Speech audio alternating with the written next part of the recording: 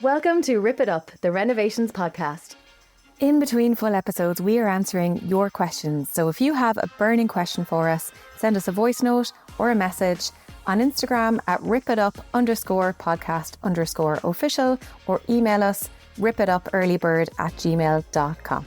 Welcome back to the podcast. Hi, Kate. Hi, Jen. Listener question this week. We'll get straight into it. So the question was, we'll play it, but the question was all about the best sofa fabric for your house.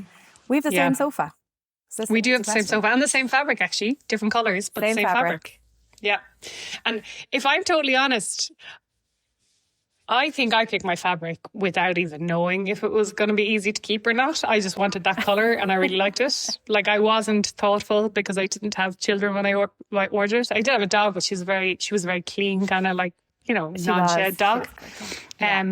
But like, I don't think I gave it due consideration that like I would nowadays. But I was pleasantly surprised at how easy our fabric is to maintain.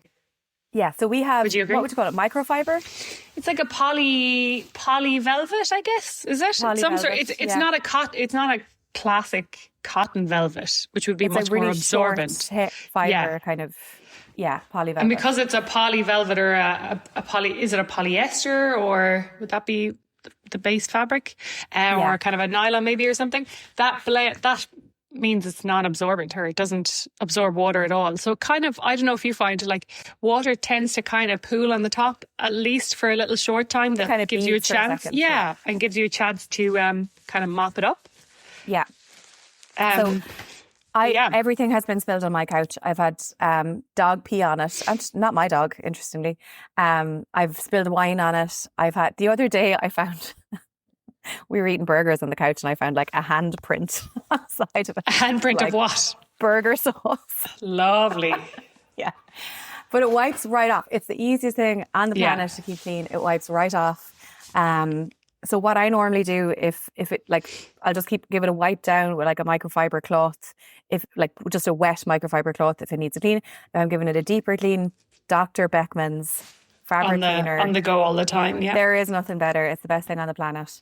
That'll give it a wash. And then if it needs a deeper wash, I will unzip the coverings and I will lash them into the washing machine on a cold, gentle wash with like Woolite or something gentle like that. And same. And I usually zip them closed inside out.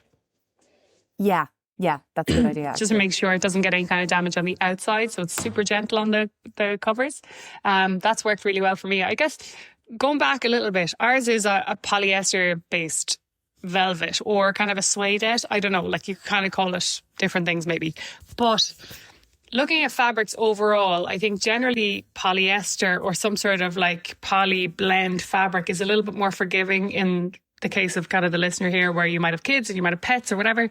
I think it'll generally be a bit more waterproof. Now you can use natural fabrics like your linen and your cotton and your, you know, those kind of fabrics. Now remember, they're more absorbent. So as soon as a stain hits them, it'll absorb that stain and it's harder to get out. So I would be generally a little bit more cautious picking those fabrics unless they're loose covers that you're going to be able to easily throw in the wash. I have a cheapy sofa in our kids' kind of play area at the moment, and it's one of those loose cover ones, but it does stain and it's harder to spot clean than the polyester kind of based fabric. So that would be kind of a watch out there.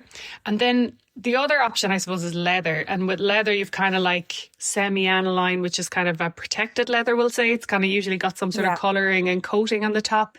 That one, you know, typically will have a waterproofness to it and be easy to wipe and shouldn't absorb smells as much. But then you have your kind of raw hides and your kind of untreated leathers, which are beautiful and they'll age gorgeous and blah, blah, blah. I love that. But they get really soft. I think people hear leather and they think the pleather prophylactic armchairs that they had in college, you know, or something. Yeah. But real leather gets so soft and it's so lovely. Yeah, but it's not for kids, like untreated leather, in my opinion. Like, I just think you will get stains. It's not about, like, I think it, like, weathering, because I think the weathering actually looks lovely, but it's the stains, it's the spot stains of juice spills that might go a slightly different colour, or a dog peeing on it or a cat peeing on it or something like that. So those kind of things, the aging generally is nice, but it's more the wet patches and they will soak into untreated leather very quickly, same as they will for like a cotton or a linen or something like that. So generally, I think natural fibres that are untreated or uncoated or unscotch guarded even will kind of absorb a lot more liquids and hence stains. And you can have issues with moths as well for any natural fibres that are... Yeah. They just go around the back of your couch and like just eat away at the little corners, little feckers. We got a wool carpet actually in our bedroom, and it was only because we have a humidifier in my bedroom, and just in the winter months when it's really hot or really kind of dry air, and it spilled the other day, or Jess pulled it over, and I noticed on the carpet it kind of beat it, the water, even though it's a wool carpet, because it's treated for moths. So some fabrics now can be spray treated. Yeah. Rugs, like curtains, everything can be straight to moths. And if you are, I understand why people would want to go for a natural fibre, because they look beautiful and they do last a long time. But definitely get them treated for moths, especially in Ireland. Like I don't know, they gather.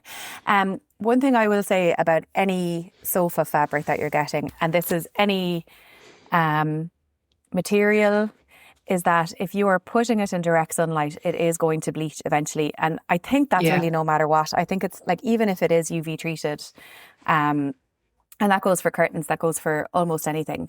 Probably not leather, like probably not something that has the colour, inherent in it.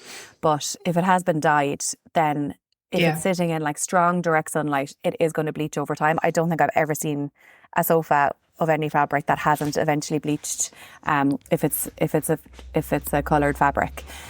So that just is what it is, and I think it's something to bear in mind. Like mine is starting to bleach, and it doesn't look bad yet. And like this is 5.5 years later, so if I need to get something recovered eventually, grand. And that's because it's sitting like right up against a very large, like sliding doors, southwest facing. And gets a lot of sun and a lot of light beating in. But it's something to bear in mind. So think about like whatever fabric you're choosing, whatever you're going for, think about where your sofa is going to sit and whether it's going to get a lot of direct sunlight, and and think about whether that might mean you want to go for a lighter colour that won't bleach so much, or you're okay with it, Or a fleck or a pattern as well, right? Yeah. Sometimes some of these poly velvets have like a slight texture or kind of almost like a false wear pattern in it or something, which kind of is a little easier to keep in terms of staining if you've kind of kids or whatever. That might be an option as well. So don't be afraid of like a little bit of a pattern or fleck or something like that in the fabric. But I think I think generally speaking, with kids, and especially with cats who might claw fabric, or dogs with longer claws and stuff, very textured fabrics are not really your friend. Stains get embedded, food gets embedded in them, and they can just pull. The fabrics can pull, like your jewellery might get stuck in them, stuff like that. So I think very textured fabrics are generally for rooms that are adult only or not used very often, in my mind. Yeah. So I do have a textured fabric in my my sofa bed, which is in my office, which doesn't get heavy use and doesn't... Now, I will say my dog jumps on it sometimes, but like he doesn't claw, and he doesn't have long claws anyway. So it definitely does not get heavy use. But this is it's a textured herringbone fabric. Okay, So but it's not very deep pile, essentially, like, is it? It's not a deep pile, No, but it definitely is textured. What it's actually made of, I'm not 100% sure. If I find out, I'll put it into the show notes. But it is couple of years textured. But what I will say is that anything with a texture, anything with a pattern is so forgiving when it comes to any kind of stain. And that's true of anything. Like that's true of your sofa, that's true of your tiles, that's true of your rug, your carpet, anything. If it has a little pattern to it, it'll be easier. It'll hide stains a little bit better. That's true, because you won't see that little watermark or that little mark or tear, even whatever it is, like as easy. It'll blend in.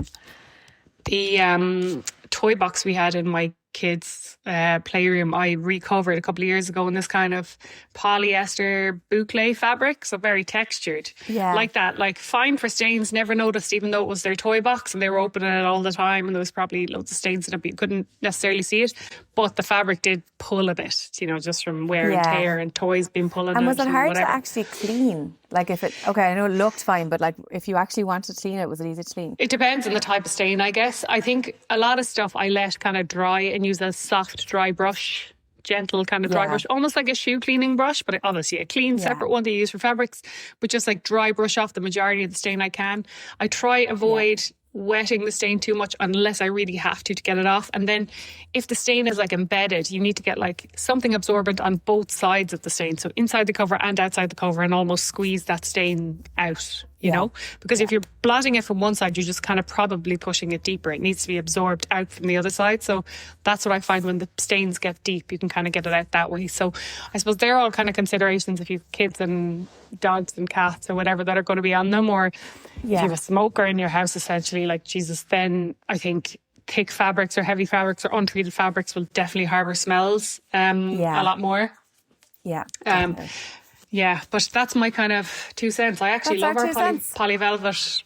It's so durable. There's been baby spew, like you said, pet pee, everything, and like it all comes off really well. I actually have it in a secondary as well. I have it on my bench seating in my dining area, the exact same, different colour, but the exact same fabric. And like obviously that gets a bit more stains in the dining area, but it cleans up so easily. So that's our recommendation. Thanks for your question. Hope that helps. We'll see you next week.